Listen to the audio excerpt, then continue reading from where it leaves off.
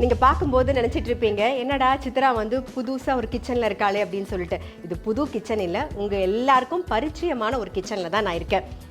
வணக்கம், welcome to chef Dheena's kitchen. என்னடா தீனாவை காணுமே தானே பார்க்குறீங்க, கூப்பிட்றேன், வாங்க தீனா.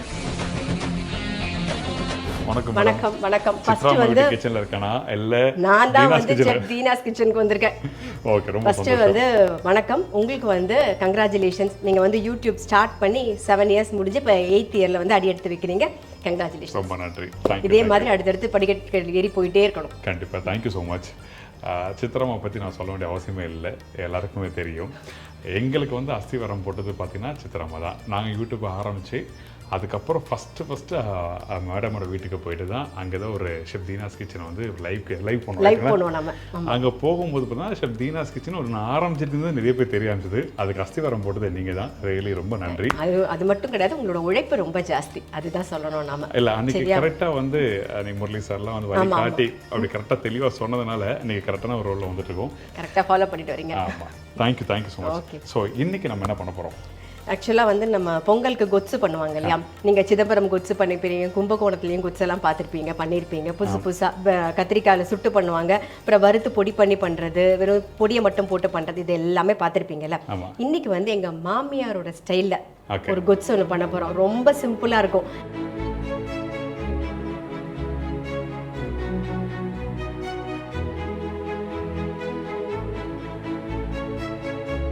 நல்லா இருக்கா?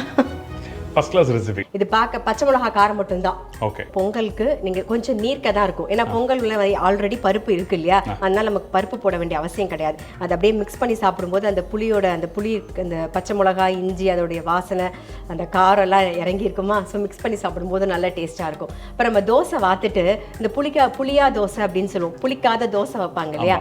ஸோ அதுக்கும் வந்து தொட்டுன்னு சாப்பிடுறதுக்கு ரொம்ப நல்லா இருக்கும், சூப்பரா இருக்கும். ஆரம்பிச்சிடலாமா? இப்படி வந்துருங்களேன். உங்க பொருளெல்லாம் அந்த சைடுல தான் இருக்கு.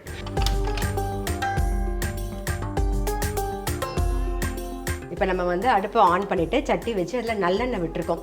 எந்த புளி தண்ணியில் எது செஞ்சாலும் அந்த புளி பேஸ் போட்டோம்னா நல்லெண்ணெயில் பண்ணால் தான் நல்லாயிருக்கும். ஓகே. ஸோ வாசனை டேஸ்ட் எல்லாம் அப்போ தான் வரும். இப்போ நல்லெண்ணெய் காஞ்சிருக்கு, கடுகு தாளிச்சிக்கலாம். ஓகே. அப்புறம் வெந்தயம் வந்து ரொம்ப போட வேண்டாம், கசப்பாக இருக்கும். ஆனால் அந்த புளிப்பு அந்த சூடுன்னு சொல்லுவாங்க இல்லையா, ஸோ அதுக்காக நம்ம வெந்தயம் கொஞ்சம் சேர்த்துக்கிறோம். நம்ம பண்றது எல்லாமே ஹோம் குக்கிங் தான். என்ன வீட்டில் இருக்கோ அதை வச்சு சமைச்சா போதும். கொஞ்சம் கருவேப்பிலை, தக்காளி இருந்தா போதும், டக்கு முடிச்சு போயிடலாம். இப்போ வெங்காயம் கட் பண்ணி வச்சிருக்கோம் இல்லையா, வெங்காயம் சேர்த்துக்கலாம். எல்லாத்தையும் போட்டுருமா? இல்லை வேண்டாம், கொஞ்சம் நமக்கு. இது வந்து வெங்காயம் வந்து லைட்டாக நீங்கள் நான் சொல்லணும்னு அவசியம் இல்லை, உங்களுக்கே எல்லாமே தெரியும், இருந்தாலும் நான் சொல்லிடுறேன். உங்களோட கைப்பக்குவம் வந்து உங்ககிட்ட தான் இருக்கும். ஸோ அந்த கைப்பக்கம் 4 பேர் தெரிஞ்சதாக யூஸ்ஃபுல்லாக இருக்கும். அதனால தான் நான் கேட்குறது.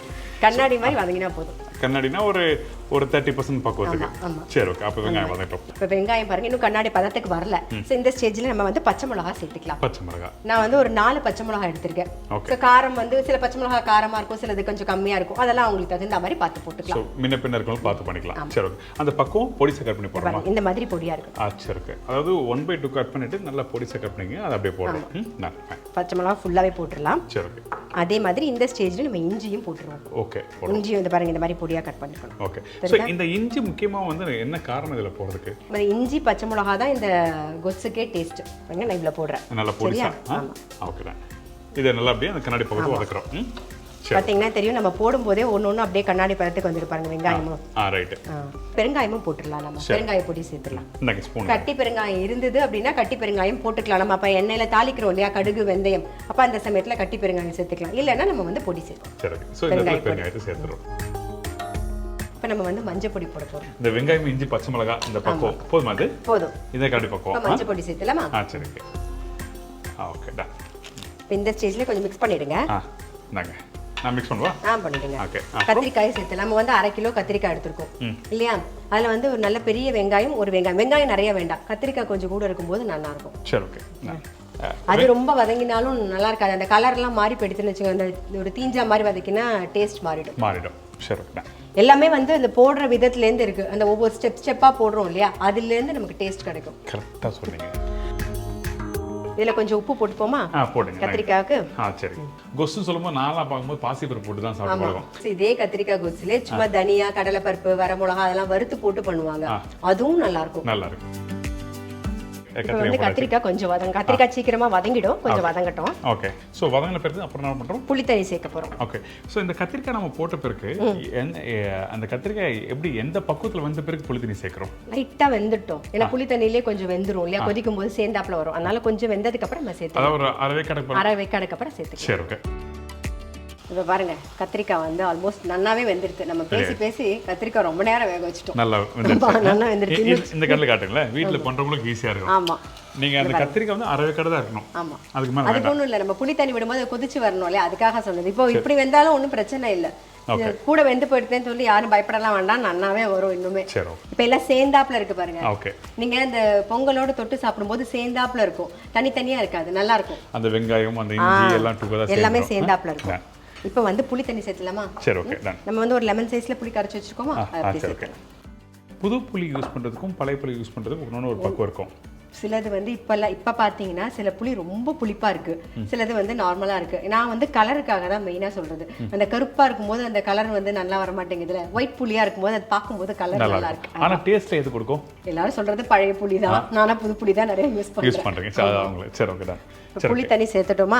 ஆல்ரெடி நம்ம உப்பு போட்டிருக்கோம், வேணா நம்ம அப்புறம் பார்த்துன்னு போடலாம். ஒரே ஒரு கொதி வந்ததுக்கு அப்புறம் லாஸ்டா இறக்குற சமயத்துல வெல்லம் சேர்த்துக்கலாம். வெல்லம். ஸோ ஒரு நல்ல ஒரு எக்ஸ்பீரியன்ஸ். நிறைய பேர் வந்து வீட்டில் பண்ணும்போது இந்த மாதிரி ரெசிபிகள் நிறைய பேர் ட்ரை பண்ண ஆசைப்படுவீங்க. அதாவது என்னதான் ஷெஃப் சொன்னாலும் வெளியேருந்து ஒரு பொருள் வாங்கி பண்ணாலும் அல்ல, எங்கள் வீட்டில் 4 பொருள் இருக்கு, அந்த ரெசிபிக்கு ஏற்ற மாதிரி சொல்லுங்க, அப்பதான் பாப்போம் சொல்லி நிறைய பேர் சொல்லுவாங்க. ஆமா, ஆக்சுவலா பார்த்தீங்கன்னா என்னோட ரெசிபி ஃபுல்லாவே அப்படிதான். சில பேர் சொல்லுவாங்க சாம்பார் தானே அப்படின்னு. நீங்க சாம்பார் தானே ரசம் தானே அப்படின்னு சொல்ல முடியாது, ஏன்னா ஒவ்வொன்றுமே ஒவ்வொரு விதமா இருக்கும், ஒவ்வொரு இன்கிரீடியன்ட் நம்ம வந்து இன்க்ளூட் பண்ணியிருப்போம். ஆனா தலைப்பு வந்து நம்ம அப்படித்தானே கொடுக்க முடியும், அதுக்காக புதுசா ஒன்று சேர்த்துருக்கோம்னு சொல்லி நம்ம சொல்ல முடியாது இல்லையா? ஈவன் நீங்க எனக்கு ஒரு ரெசிபி சொல்லி கொடுத்தீங்கல்ல, அந்த இப்போ சினி உலகம் அவார்ட் ஃபங்க்ஷனில் போகும்போது எனக்கு அந்த அவார்டில் வந்து ஒரு சிம்பிளாக ரெசிபி சொல்லுங்க சொன்னாங்க. நீங்கள் எனக்கு சொல்லிக் கொடுத்த அந்த ரெசிபி தான் நான் சொன்னேன். அதாவது அந்த வரமிளகா, அந்த பூண்டு, வெங்காயத்தெல்லாம் வதக்கிட்டு, தக்காளி வதக்கிட்டு, அதை எல்லாத்தையும் சாதப்போடு மிக்ஸ் பண்ணி சாப்பிட்றாங்க.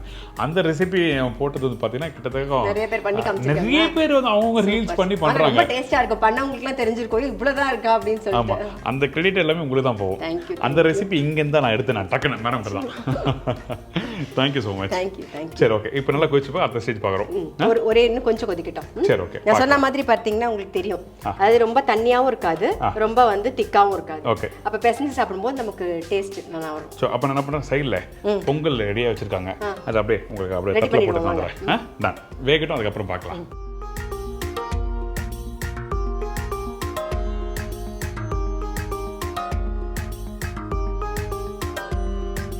பொங்கல் பிளேட்டில் ரெடி பண்ணி வச்சுட்டேன், வாழையில போட்டு நீங்கள் சுட சுட அந்த கத்திரிக்காய் கொடுக்கறதுக்கு கோஸ்தோட சாப்பிட்றதுக்கு ரெடி பண்ணிட்டேன்.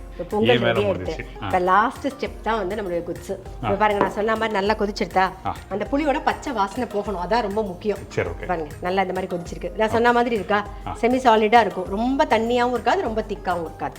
இப்போ இந்த ஸ்டேஜ்ல இந்த வெல்லம் வந்து கொஞ்சம் கூட உண்டுன்னு போடணும்னு சொல்லுவாங்களா, கொஞ்சம் கூட போடணும். உண்டுன்னா என்ன அர்த்தம்? அதாவது கொஞ்சம் கூட இருக்கணும்னு அர்த்தம். கூட இருக்கணும். அது நாங்க சொல்லும்போது கொஞ்சம் உண்டுன்னு இருந்தா நல்லா இருக்கும். சரி, ஓகே.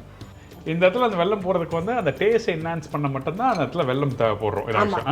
Okay, done. இந்த அளவுக்கு வெல்லம் போட்டுருக்கோம். ஆமா, நாட்டு சக்கரை வண்ண சக்கரை போடலாம். ஆமா, நாட்டு சக்கரை இருந்தாலும் அதையும் யூஸ் பண்ணிக்கலாம், ஒன்றும் பிரச்சனை இல்லை. இப்போ இந்த வெல்லம் போட்டதுக்கு அப்புறம் ஜஸ்ட் ஒரு கொதி தான், அவ்வளோதான். இதுக்கு கொத்தமல்லி எல்லாம் போட வேண்டாம், நல்லா இருக்காது, வெறும் கருவேப்பிலை மட்டும்தான். அதுவும் நம்ம எப்பயுமே சொல்லுவோம் இல்லையா, கருவேப்பிலை பிச்சு போடும்போது ஒரு நல்ல வாசனையா இருக்கும் அப்படின்னு சொல்லி. ஸோ கருவேப்பிலை பிச்சு மேலாக போட்டா போதும், அவ்வளோதான். பாருங்க, நம்ம வெல்லம் சேர்த்து ஒரு கொதி வந்துட்டா.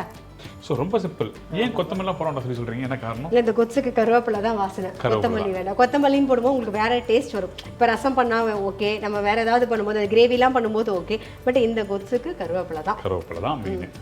Very good. சரி, டேஸ்ட் பண்ணலாமா? ஆமாம். நீங்கள் எடுத்து அந்த கத்திரிக்காயோட அப்படியே சுட சுட சுட அந்த பச்சை கருவேப்பிலை வாசனை ஊற்றுங்க. பாருங்க, தெரியுதா, அப்படியே பச்சை பசேல்னு இருக்கும், கருவேப்பிலையும் நல்லா இருக்கும். சரி, ஓகே.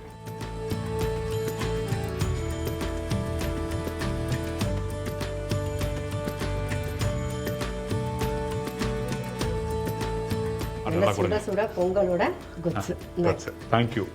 இந்த குட்ஸ் வந்து பார்த்தீங்கன்னா ஒரு புது அனுபவம் கொடுக்க நினைக்கிறேன். ஏன் கேட்டீங்கன்னா, நம்ம எப்பவுமே வந்து ஒரே பக்கமாக சாப்பிட்டு பழகின கோஸ்துக்கு இந்த இடத்துல அந்த வறுத்து போடுற அந்த மசாலாவும் இல்லை, பாசிப்பருப்பும் இல்லை, குறைஞ்ச வச்ச பொருளை வச்சு பச்சை மிளகா தான் காரமே.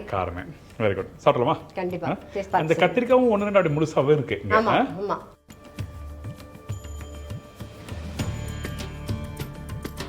ஆஹா, அந்த இனிப்பு ஃபர்ஸ்ட் ரெண்டாவது புளிப்பு, அந்த காரம் அதுக்கப்புறம். ஆமா. ஆனால் காரம் பெருசாக இல்லை.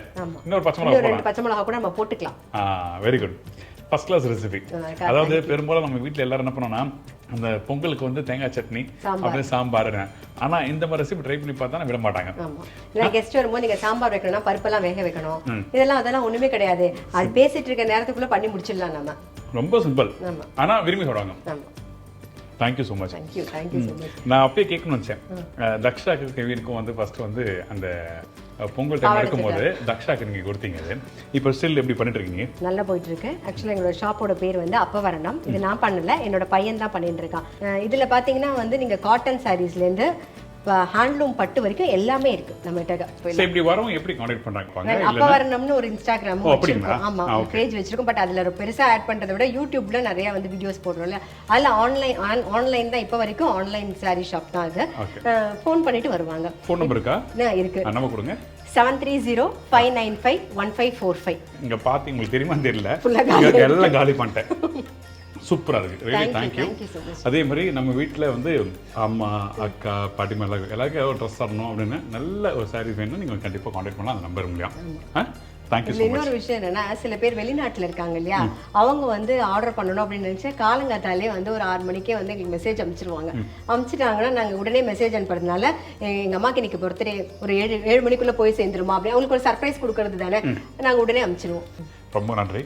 ஒரு அருமையான ஒரு ரெசிபி, பொங்கல் தொட்டு சாப்பிட்ற மாதிரி ஒரு கொஸ்து பண்ணி கொடுத்தீங்க. ஃபஸ்ட் கிளாஸ் இருந்தது. ஃபஸ்ட் டைம் நம்ம ஷெஃப் தீனாஸ் கிச்சனுக்கு வந்திருக்கீங்க.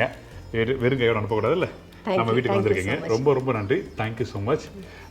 ரொம்ப சந்தோஷமாக இருக்குது. எனக்குமே ரொம்ப ரொம்ப சந்தோஷம். ஏன்னா வந்து தீனா வந்து ஃபஸ்ட்டு யூடியூப் ஸ்டார்ட் பண்ணும்போது நான் உங்க கூட சேர்ந்து சமைச்சிருக்கேன், ஞாபகம் இருக்கா? நம்ம அடை பண்ணோம் வர, அதை தவிர லைவ் பண்ணோம்.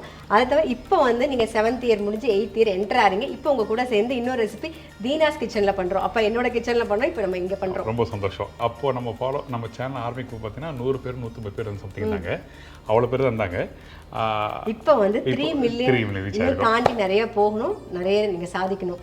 Thank you so much. இதே மாதிரி நீங்கள் வீட்டில் சந்தோஷமாக நம்ம வீட்டில் இருக்க ஒரு 4 பொருளை வச்சு நல்ல ஒரு ஹாப்பியாக சாப்பிட்டு நீங்கள் என்ஜாய் பண்ணுங்கள். உங்கள் எல்லாருக்கும் ரொம்ப பிடிக்கும்னு நினைக்கிறேன். இதே மாதிரி நாங்கள் இன்னொரு நாள் ஒரு புது ரெசிபி சந்திக்கிறோம். நன்றி, வணக்கம். See you, bye, take care. Thank you so much.